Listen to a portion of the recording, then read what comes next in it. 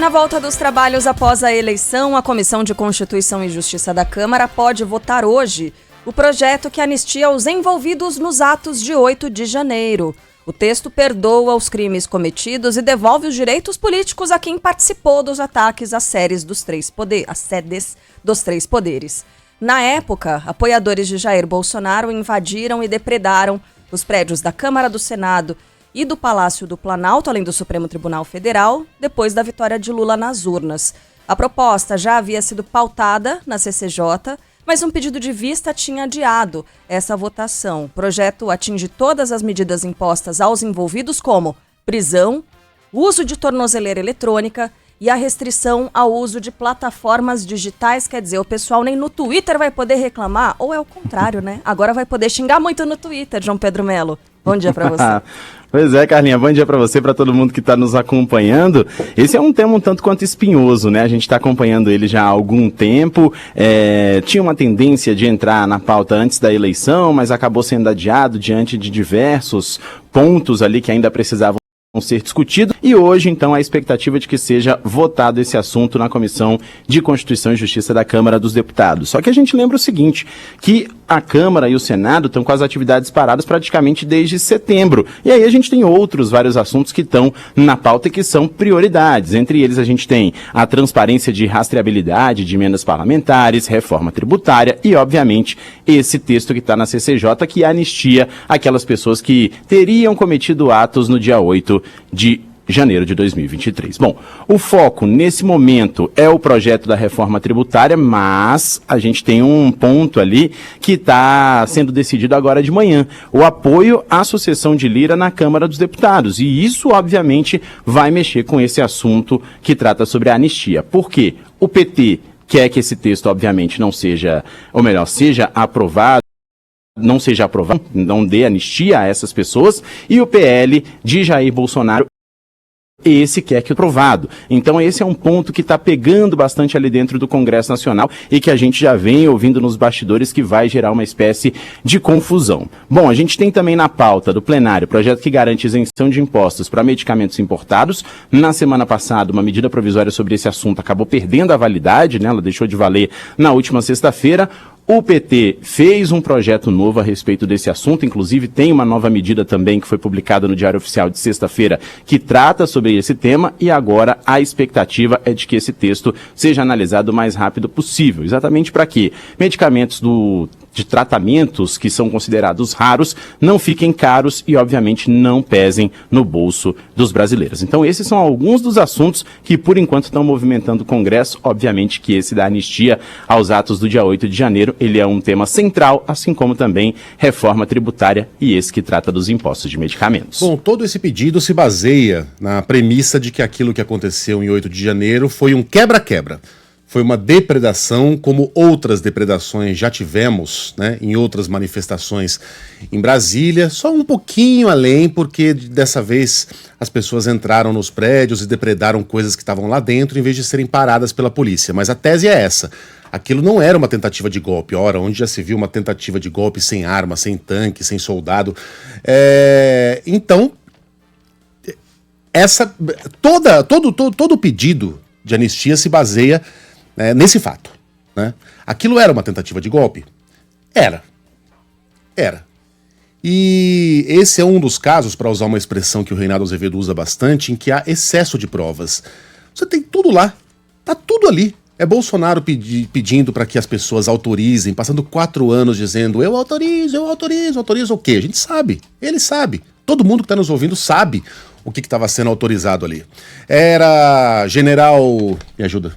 Augusto Heleno, os microfones para aquelas pessoas que acalmassem-se porque algo estava para acontecer. Era o próprio Augusto Heleno perguntado ali se ladrão subia a rampa, dizendo, não, ladrão não vai subir a rampa. E depois, cinicamente, ele diz assim, ué, mas ladrão sobe a rampa? Como se ele não estivesse falando especificamente de uma pessoa. Era o coronel do Exército, Jean Lavande Júnior, lembra?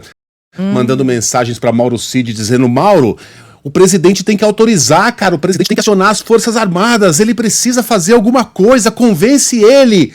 E aí o Mauro Cid dizendo, ele não faz isso porque não confia na chefia das Forças Armadas. Não é que o Mauro Cid respondeu dizendo, do que você tá falando, Lavandi? Você tá falando de golpe de Estado? Você tá maluco que o presidente vai dar uma ordem dessas? Eu vou te denunciar. Aliás, deveria ter denunciado, né? Mas não, ele disse que só não vai acontecer porque o presidente não... Então tá tudo ali, tudo ali. Aquelas pessoas foram convencidas por gente muito mais graúda, por gente que não batia perna nos acampamentos, mas mandava dinheiro, mandava toneladas e toneladas de carne, mandava equipamento de cozinha, financiava ônibus, enfim, usava de tráfico de influência para que Polícia Rodoviária Federal, por exemplo, não desocupasse as estradas, para que as Forças Armadas permitissem que esses caras acampassem em frente à porta dos quartéis. Não se faz manifestação por motivos óbvios na porta de quartel e em frente ao hospital. Todo mundo sabe disso. No entanto, aqueles acampamentos ficaram ali porque eles sabiam qual era o desfecho desejado. Eu aceito que se ofereça anistia àqueles bagrinhos, aquela gente estúpida que foi convencida de que estava salvando o Brasil, porque tinha muita gente que acreditava mesmo que estava salvando o Brasil do comunismo. Elas foram levadas a acreditar nisso por um discurso repetitivo, ano após ano.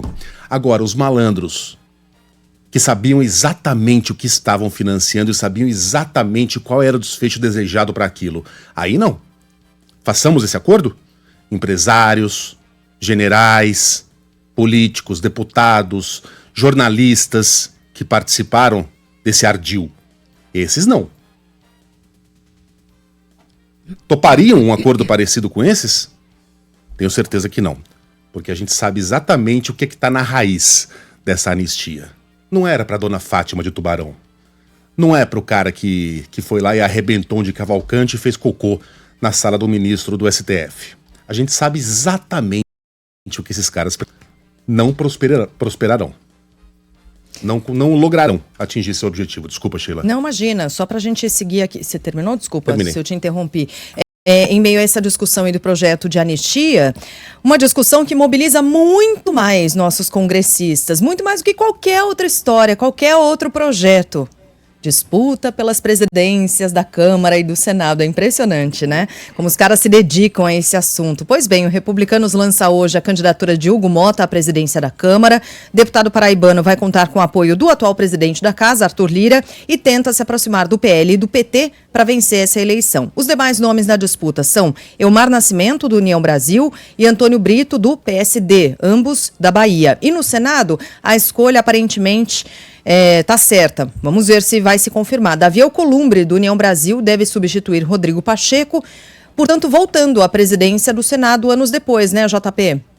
É isso, Sheila. E olha, a gente está acompanhando, no Senado é praticamente um jogo jogado mesmo. Por que a gente fala isso? Porque tem duas candidaturas ali que são colocadas nesse momento, né, que é a candidatura de senadoras mulheres que querem ali disputar de fato a presidência do Senado, mas que pelo que a gente está conversando nos bastidores do Congresso e etc., elas mesmas, na verdade, dizem que não tem chance contra Davi Alcolumbre. Isso por quê? Porque Davi Alcolumbre tem o apoio de Rodrigo Pacheco, que é quem está na presidência, e esse apoio ele foi sendo construído ao longo de todo esse ano, conversando com outros presidentes de outras comissões do Senado. Então, praticamente, seria uma votação de 100% se a gente não tivesse essas outras duas candidaturas. Na Câmara, a situação está um pouquinho mais diferente, porque a gente teve ali, ao longo de todo o ano, uma disputa entre Antônio Brito e Marcos Pereira para tentar o apoio de Arthur Lira, mas essa disputa acabou perdendo força recentemente diante de assuntos de bastidor em que Hugo Mota ganhou muita força. Hoje, o que vai acontecer? Arthur Lira faz um pronunciamento às 9h30 da manhã, exatamente para indicar, pelo que a gente espera, esse apoio a Hugo Mota na disputa pela presidência da Casa. esse pronunciamento, na verdade, vai ocorrer na residência oficial da Câmara dos Deputados e ele, Hugo Mota, será então o candidato apoiado por Lira. Por quê? Porque Lira está trabalhando ali para que o PT e o PL também anunciem esse apoio, esse endosso à candidatura de Hugo Mota. Isso não ocorreu até o momento, esses partidos ainda não têm um candidato definido e a gente, claro, está acompanhando essa situação. O que aconteceu depois que Lira indicou que vai apoiar Hugo Mota? Elmar Nascimento, que é o outro candidato, assim como também Antônio Brito, esses selaram uma espécie de aliança. Por quê? Porque eles querem combater o grupo do Lira e querem convencer o PT e o governo federal a entrarem nesse grupo deles. E aí criariam um bloco governista sem o PL de Jair Bolsonaro. Então, essa é a situação que está girando nesse momento no bastidor da Câmara dos Deputados. E aí, falei mais cedo sobre aquele tema da anistia na CCJ, Lira também deve falar sobre isso nesse pronunciamento de hoje, viu? Porque ele tinha prometido dar um desfecho a essa história e exatamente fazer com que PT e PL fossem agradados. Como ele vai fazer isso, a gente ainda não sabe. A expectativa é de que ele fale nesse pronunciamento. Hugo Mota, essa semana, foi perguntado sobre esse projeto da anistia, não quis se posicionar e isso, obviamente, acendeu um alerta dentro do Partido dos Trabalhadores. O PT, que quer que esse tema não seja aprovado, começou ali a meio que rejeitar a candidatura de Hugo Mota.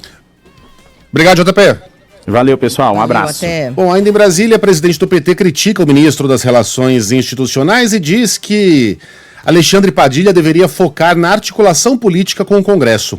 A declaração de Gleisi Hoffmann é uma resposta à fala do colega sobre o mau desempenho do partido nas eleições municipais.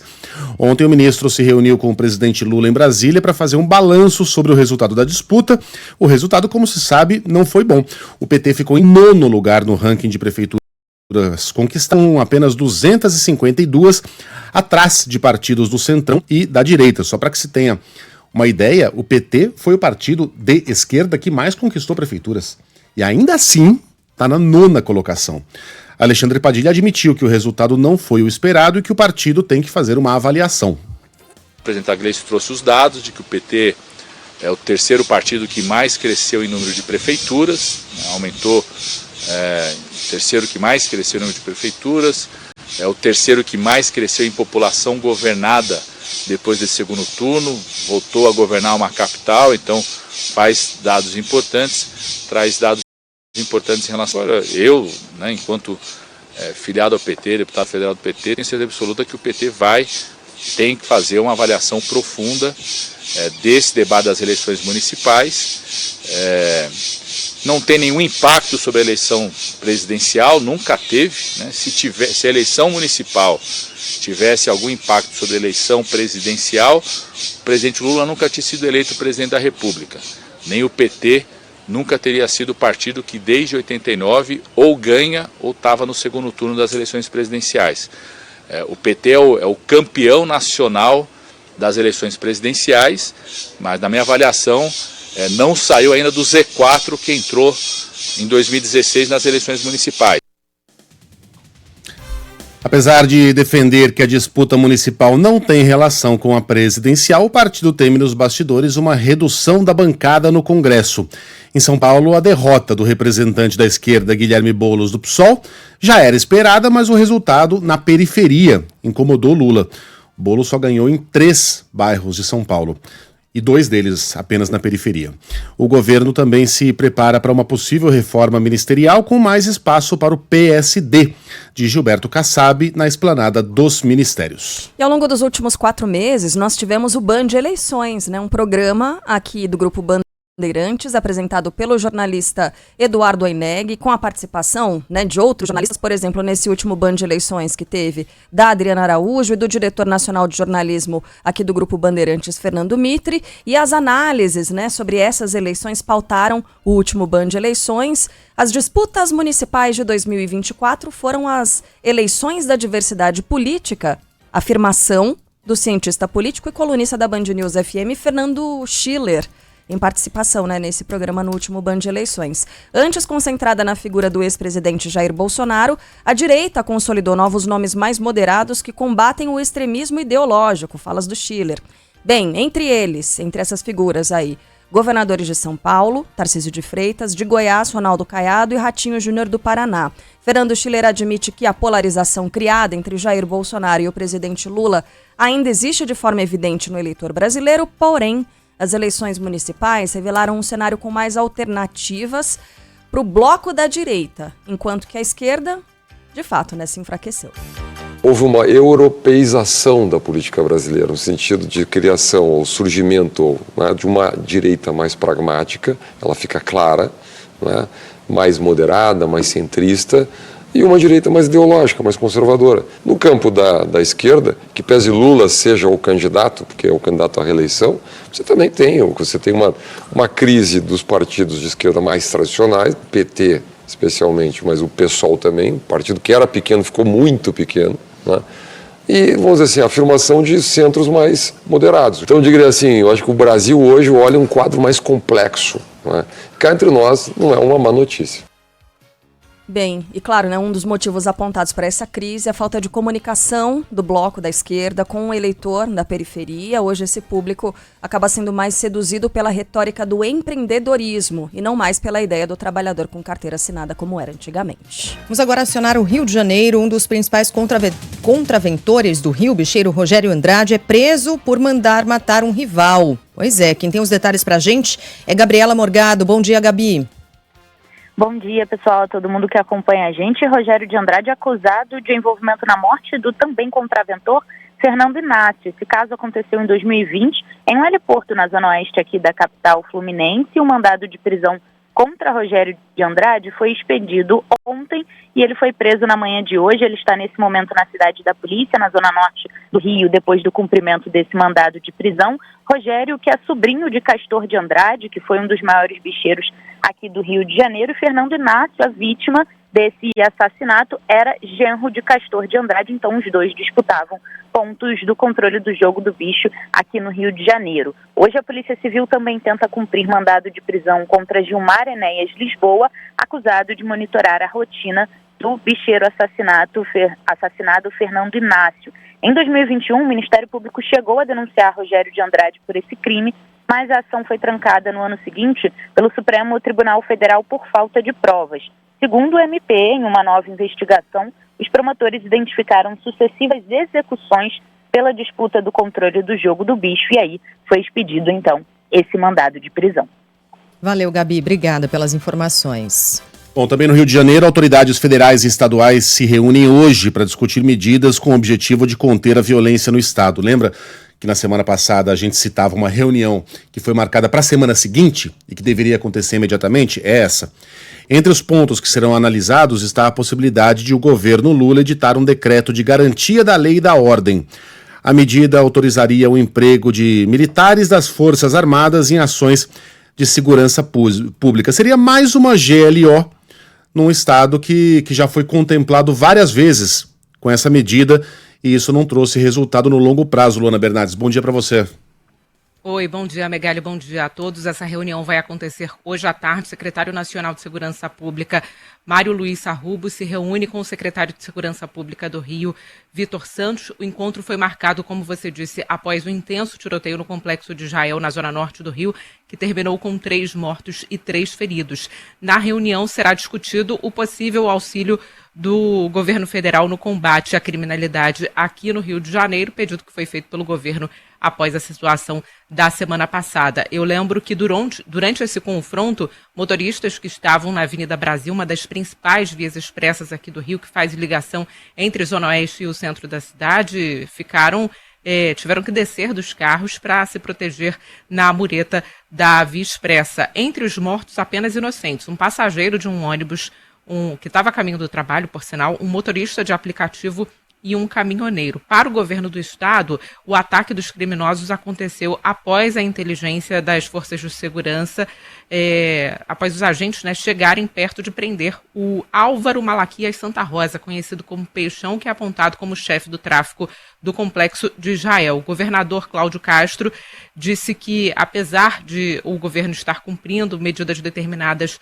pelo STF que restringe que restringe, né, as operações policiais aqui no Rio de Janeiro, houve um aumento no poder bélico das facções criminosas e para o governo do estado, com o ingresso das forças de segurança no complexo de Israel, os criminosos atiraram diretamente para a Avenida Brasil, por isso que tivemos essa cena de terror aí na semana passada. Então esse encontro vai ser hoje à tarde para definir como deve ser o auxílio do governo federal ao governo do Rio no combate à criminalidade.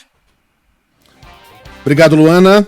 E também no Rio de Janeiro, os assassinos da vereadora Marielle Franco serão levados amanhã a júri popular, hein? É um caso de grande expectativa. Eles foram presos em 2019, réus confessos do crime, e serão julgados no Rio de Janeiro. Estamos falando aqui de Rony Lessa e Elcio de Queiroz. Além deles, os irmãos Chiquinho e Domingos Brazão e o ex-chefe da polícia do Rio, Rivaldo Barbosa, são apontados como mandantes da execução, mas o caso destes três é analisado no Supremo Tribunal Federal.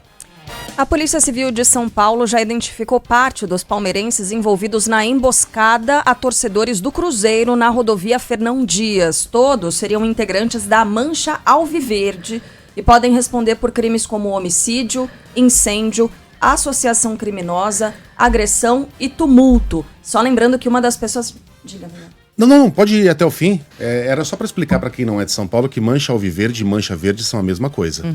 A torcida mudou de nome lá na década de 90, quando houve uma ação do Ministério Público contra as organizadas, mas é a mesma coisa, para que ninguém pense que são duas torcidas diferentes. É isso.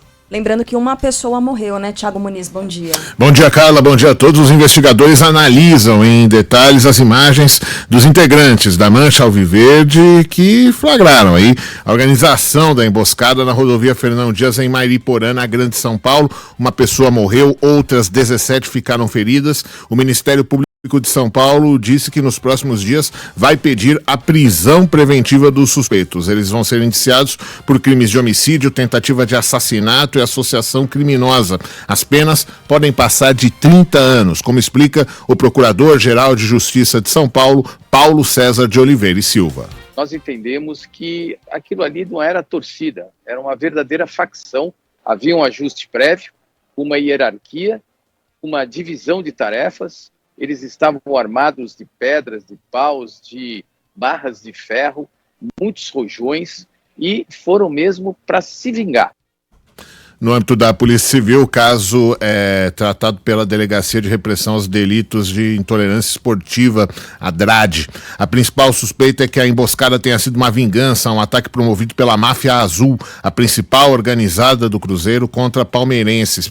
Na ocasião, em setembro de 2022, o confronto também ocorreu na rodovia Fernão Dias, só que aí na cidade de Carmópolis de Minas. Ontem, o corpo do entregador e motorista de aplicativo José Vitor Miranda, de 30 anos, foi transportado para Minas Gerais. Ele deixa um filho de 8 anos. O tio da vítima, Wellington dos Santos, cobrou o fim da violência no futebol. Quem sofre no final com a perda é a família que tem, né? Ficou com essa dor eterna.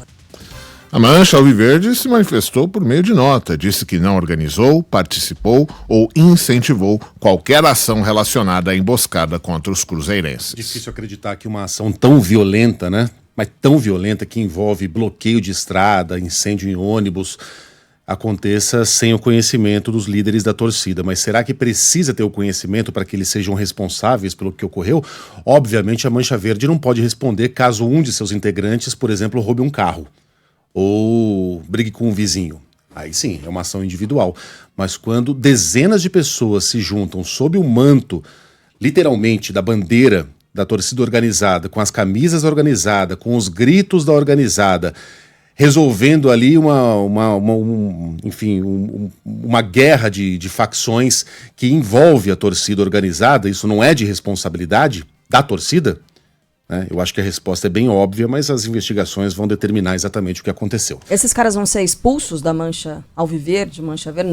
Nem isso, não né? Se sabe, nem né? isso Nem ainda isso. tem de resposta. Valeu, Thiago. Eu que agradeço. Afastados do cargo, 5 desembargadores do Tribunal de Justiça do Mato Grosso do Sul, acusados de venda de sentença, não se apresentam para colocar a tornozeleira eletrônica. O monitoramento foi determinado pelo Superior Tribunal de Justiça para que os magistrados não fossem presos preventivamente, como pediu, inclusive, o Ministério Público. Fala aí, Rosane Kotoski. Os 5 desembargadores do Tribunal de Justiça de Mato Grosso do Sul, afastados dos cargos pelo Superior Tribunal de Justiça por suspeita de envolvimento em um esquema de venda de sentenças no Estado, ainda não se apresentaram à administração penitenciária para a colocação das tornozeleiras eletrônicas, conforme determinação do STJ. Além do monitoramento via tornozeleira, os desembargadores afastados de suas funções estão proibidos de acessar as dependências de órgão público e se comunicar com pessoas investigadas. Também deveriam ter se apresentado para colocar o dispositivo eletrônico um servidor do TJ de Mato Grosso do Sul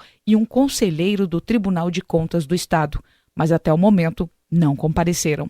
A ação que afastou os desembargadores é um desdobramento de uma operação de 2021 que apurava o envolvimento de um conselheiro do Tribunal de Contas de Mato Grosso do Sul em uma organização criminosa que praticava fraudes em licitações e desvios de recursos públicos. E olha, o jornalismo do Grupo Bandeirantes teve acesso a novas trocas de mensagens que revelam detalhes da negociação para a venda de sentenças no Mato Grosso do Sul.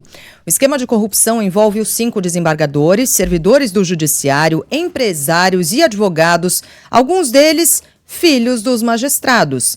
Em uma dessas conversas a que a Band teve acesso, um dos suspeitos cobra o pagamento de propina para um desembargador do Tribunal de Justiça e diz que está sendo pressionado. O advogado Félix Jaime pediu ao amigo Paulo Fener para não atrasar o depósito para um magistrado que é chamado de gordo. Segundo a Polícia Federal, o apelido foi usado para se referir a Marcos Brito, desembargador que já foi afastado. Quando eu li a primeira vez, eu achei que gordo era o depósito. Ah, não. Não, gordo talvez é o... esse também, esse também. É o magistrado. Aí, na sequência, o Paulo Fener diz que depositou o dinheiro e Félix Jaime comentou usando termos para fingir que negociava gado, dizendo que chegaria a 1.500 por vaca. A investigação aponta que o advogado pagou R$15 mil de propina ao desembargador Marcos Brito. Então é gordo, sim. O valor também. É gordo, é. R$15 mil. Marca Em outra troca de mensagens, um empresário de Campo Grande pede que Marcos Brito olhe com carinho para um processo do filhinho dele. 5 dias depois, ele tenta marcar para se encontrar com o desembargador, mas não recebe resposta. O caso da venda de sentenças foi transferido no fim da semana passada para o Supremo Tribunal Federal e será relatado pelo ministro Cristiano Zanin. Que fofura, né? Não é? Que fofura. Gente, os caras que fazem parte da nata, da categoria mais bem remunerada do Estado brasileiro. Salários altíssimos, salários que com penduricalhos podem chegar a R$70 mil, agindo dessa maneira rasteira, com codinome, tentando disfarçar, dizendo que era gado. Lembra do pagodeiro que falava lá dos ventiladores, dos sapatos? Como é que era? Disfarçava lá? Acho que era tênis, né? Quando eles falavam de arma. Não era tênis, isso? Né? É. Não sei quantos pares de tênis. Era. Uma coisa rasteira, coisa de bandidão mesmo, né? Os caras todo togados, perfumados, viajados, fazendo um negócio desses. Que coisa lamentável e que coloca em discussão o papel do judiciário, né? Quanto isso tem acontecido no Brasil, né? O quanto o nosso judiciário... Porque aparentemente esses caras não estão satisfeitos em serem a categoria mais bem remunerada do Estado brasileiro. É lamentável, não dá para ficar por isso mesmo. Vamos falar dos Estados Unidos? Kamala Harris versus Donald Trump. But I'm very honored to be involved because we're fighting for our Constitution. As eleições americanas na Band News FM. Temos nova pesquisa. A rede CBS divulgou um levantamento que mostra Kamala Harris com 50% das intenções de voto contra 49% de Donald Trump. Primeiro, isso não significa grande coisa, porque como todo mundo sabe, o voto nos Estados Unidos é indireto e depende de colégio eleitoral, é uma complicação. A gente vai falando bastante sobre esse assunto nos próximos dias. Como a gente já disse aqui, é que nem regra de judô, né? De 4 em 4 anos a gente aprende para depois desaprender tudo de novo. Em Newcastle, no estado de Delaware, o presidente Joe Biden antecipou o voto dele, chegou até a esperar na fila por alguns minutos, não passou na frente de ninguém.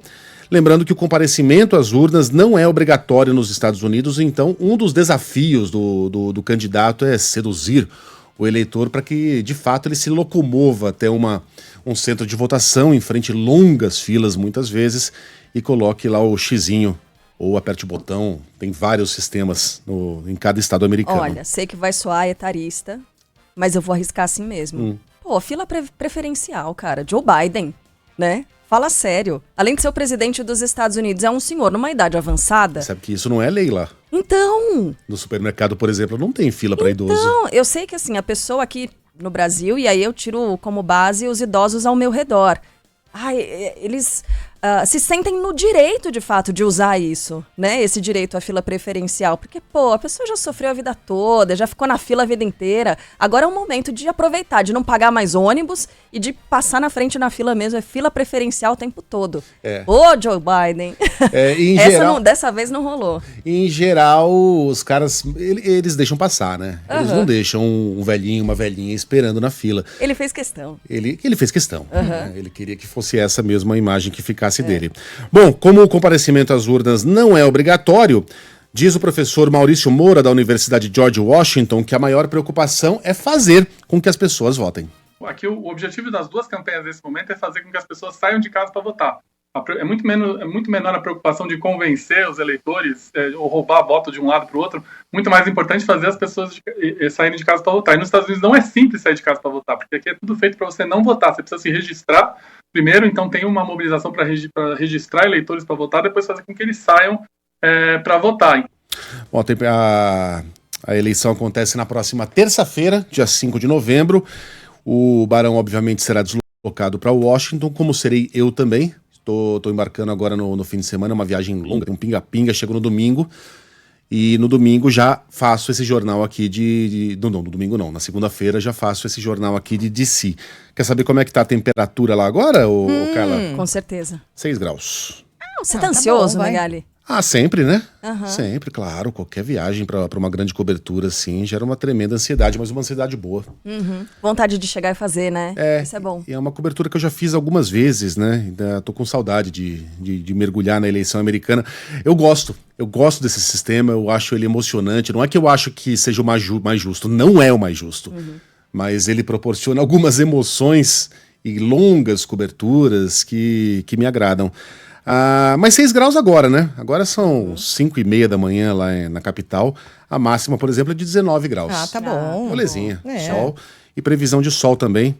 Temperatura máxima de 24 graus. Olha que dia gostoso no dia da eleição. Então fica o convite aqui para o nosso ouvinte da Band News FM acompanhar tudo sobre a eleição americana na Band News, que a gente vai ter... Adriana Araújo também está indo, tá? Adriana Araújo, Luiz Megali e Eduardo Barão falando direto dos Estados Unidos. Então, informação é aqui. E seguindo agora para o Oriente Médio, pelo menos 55 palestinos morrem em um ataque israelense no norte da faixa de Gaza.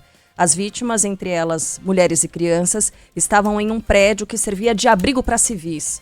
Algumas dessas pessoas teriam morrido diante da falta de recursos de primeiros socorros em um hospital próximo a esse bombardeio. O exército de Israel justificou o ataque dizendo que mirava integrantes do Hamas que planejavam se reorganizar nessa região. Ontem o parlamento israelense aprovou leis que proíbem a atuação da Agência da ONU para Refugiados Palestinos em Gaza. O secretário-geral das Nações Unidas, Antônio Guterres, classificou essa decisão como inaceitável e disse que a proibição vai causar consequências devastadoras para os civis. Vamos agora falar do Vini Júnior, gente? Um dos principais assuntos, né? Pois é.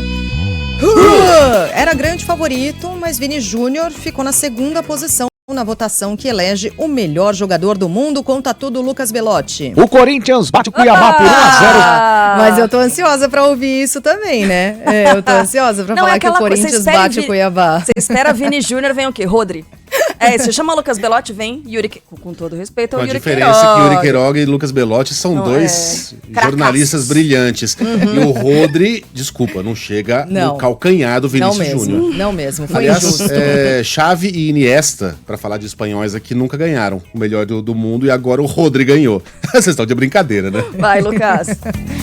O espanhol Rodri, do Manchester City, desbanca Vinícius Júnior e é eleito o melhor jogador do mundo na temporada 2023-2024. O volante de 28 anos foi escolhido em uma votação que conta com 100 jornalistas dos países mais bem colocados no ranking da FIFA. Na temporada, Rodri ganhou destaque pelos títulos do Campeonato Inglês pelo City e da Eurocopa pela Espanha. Após a premiação, o segundo colocado Vinícius Júnior se pronunciou e escreveu nas redes sociais, abre aspas, eu farei 10 vezes se for preciso, eles não estão preparados, fecha aspas. Na sequência do pódio, Jude Bellingham, também do Real Madrid, ficou com a terceira posição. Outro merengue, Carvajal, ficou em quarto. Durante a premiação, nem atletas, nem membros da direção do clube espanhol estiveram presentes, como forma de boicote à France Football, organizadora do evento.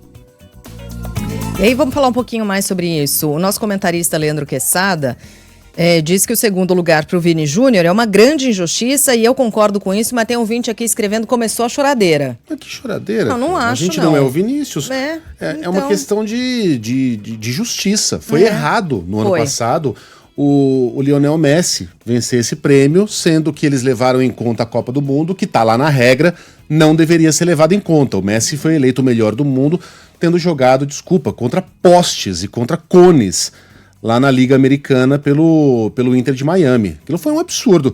E agora desculpa, mas o Rodri não é metade do jogador que foi o Vinícius Júnior. Ah, mas o Vinícius é um provocador, o Vinícius não sei o que lá. Escuta, o goleiro da Argentina, quando ganhou a Copa do Mundo, ele pegou o troféu e colocou aqui no pubis, imitando, como é que eu digo isso da maneira?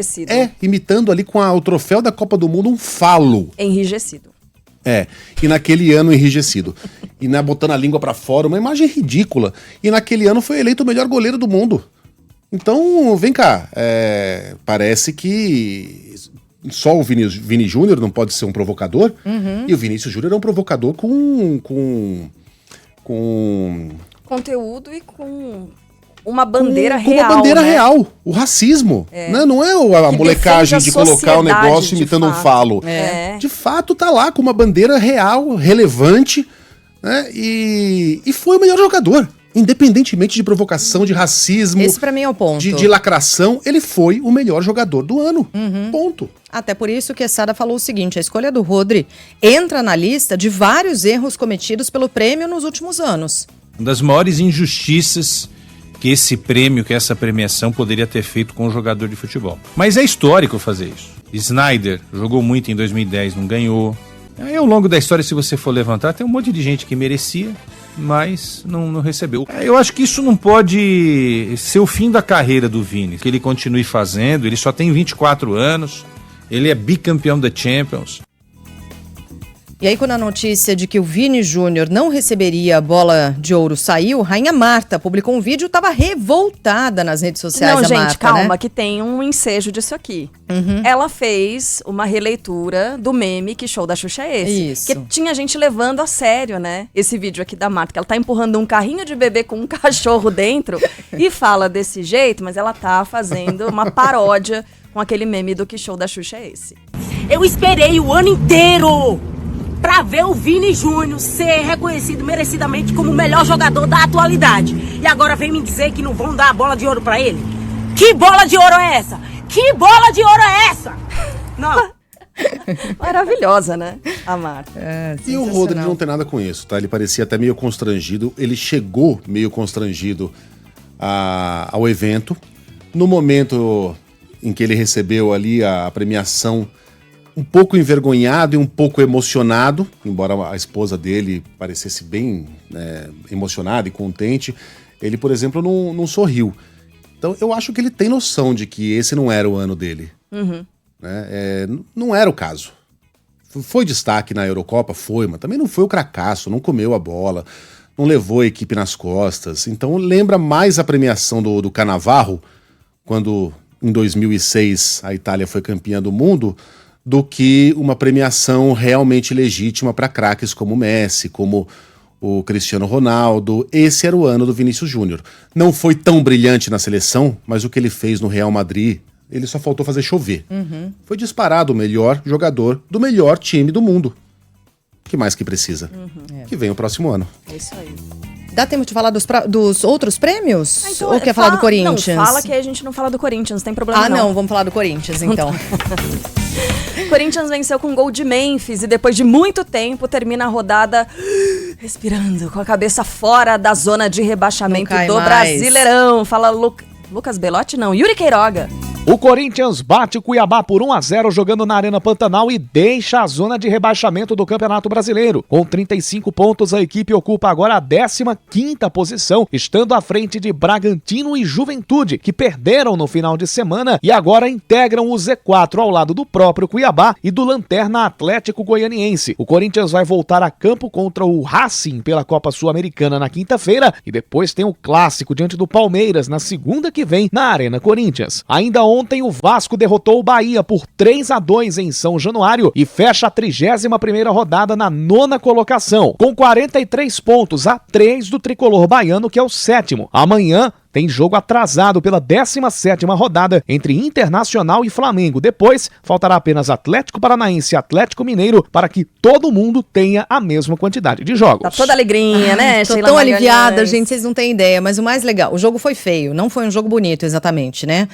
E aí você entende o porquê das posições dos dois times, sabe? Corinthians e Cuiabá. Jogo digno da zona de rebaixamento mesmo. Foi um jogo ruim, sofrido, mas é o seguinte, ver o Memphis cobrando pênalti é uma aula pra essa galera que faz o tic-tic-tic-tic-tic pra cobrar pênalti, gente. É o seguinte, meia distância, corre bonitinho, chuta com força, com altura, no canto, pro goleiro não pegar. Paradinha, chuta, ai, rasteirinha, pelo amor de Deus, vejam o Memphis cobrando um pênalti e pronto, é só isso, e graças a Deus 1-0, gente. E hoje é dia de decisão para Atlético Mineiro na Libertadores, né? Sheila Raiz. O Galo, que venceu o jogo de ida por 3-0, reencontra o River na busca por uma vaga na final do torneio. Qual é o clima em Belo Horizonte nessa manhã, Daniel Martins? Bom dia. Muito bom dia, Sheila, Carla, Megali, o clima de muita expectativa aqui. Estou na frente da sede do Atlético, no bairro de Lourdes, na região centro-sul de Belo Horizonte, em frente também à Taça da Libertadores, que por enquanto aqui está sozinha, mas os atleticanos estão aí nessa expectativa de ela conseguir uma companhia. Para isso, o Atlético precisa confirmar a vantagem de 3-0 conseguida no jogo de ida contra o River Plate e se classificar hoje para a final da Libertadores. O Atlético pode empatar e até mesmo perder por 2 gols de diferença, e que ainda irá se classificar. Em caso de derrota por 3 gols, o jogo vai para os pênaltis e daí para frente o River se classifica. Para o jogo, o técnico Gabriel Milito tem um reforço, que é o meia Matias Zaratio, que retorna de lesão, estava se recuperando de uma cirurgia no pubis e agora está disponível após 2 meses. Lá na Argentina, fora de campo, né, o Atlético conta com um esquema de segurança para evitar agressões de possíveis torcedores argentinos. Segundo a assessoria do clube, a delegação conta com segurança de polícia 24 horas e também conta com grades no entorno do prédio onde está hospedada. O vencedor de Atlético e River Plate encara quem passar de Peñarol e Botafogo na final da Copa Libertadores. O Botafogo aí que tem uma vantagem de 5 gols. Volto com vocês. Bom, Quero saber só o placar do Daniel. Quer arriscar algum placar, Daniel, ou melhor deixar pra lá? Com certeza, 1-0 Atlético hoje. Também acho que o Atlético volta com a vitória. Obrigada, Daniel, bom trabalho. Agora, polêmica vista no jogo de amanhã, né? Não sei se vocês viram, o Ministério do Interior do Uruguai emitiu um comunicado proibindo a presença da torcida do Botafogo no estádio Campeão del Siglo em Montevideo, onde vai acontecer a partida de volta das semifinais. Depois de já vender ingresso? Pois é. Depois de já ter vendido, né? A argumentação do ministro é que a proibição seria importante para evitar distúrbios entre torcedores das equipes depois dos episódios de violência ocorridos no Rio de Janeiro antes do jogo de ida. Ocorre que essa confusão no Rio de Janeiro foi causada não por torcedores do Botafogo, mas do Peñarol. E eles brigaram com banhistas. Não foi uma briga de torcida aquilo. Aquilo foi uma briga de torcedores do Peñarol folgados contra cariocas que estavam na praia. Não era uma torcida organizada do Botafogo que estava ali. Agora é a torcida do Botafogo que vai pagar? Bom, o que está valendo neste instante é isso. Não entrará a torcida do Botafogo. A Conmebol já avisou. Se não houver torcida do Botafogo, também não haverá torcida do Peñarol. Tá fora de questão um jogo de torcida única. E me parece que a Conmebol tá certíssima nessa questão, mas muita coisa deve acontecer até amanhã de noite.